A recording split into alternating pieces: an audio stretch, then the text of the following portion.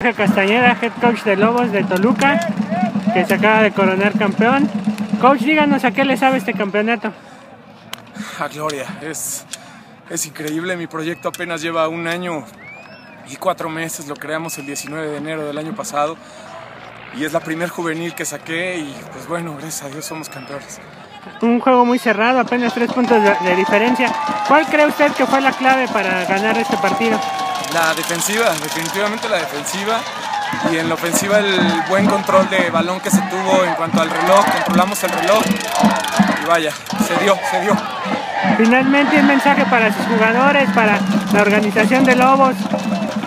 Pues, mis jugadores los quiero, los respeto. Son un grupo de guerreros, son 20 guerreros que de principio a fin hicieron las cosas bien. Mi organización, pues vaya, ¿qué puedo decir? Es mi sueño y pues bueno, ya se dio el primer paso y esto va a durar muchos años y muchos triunfos. Muchas gracias, coach. Reportó para Sportnet Miguel Terrón.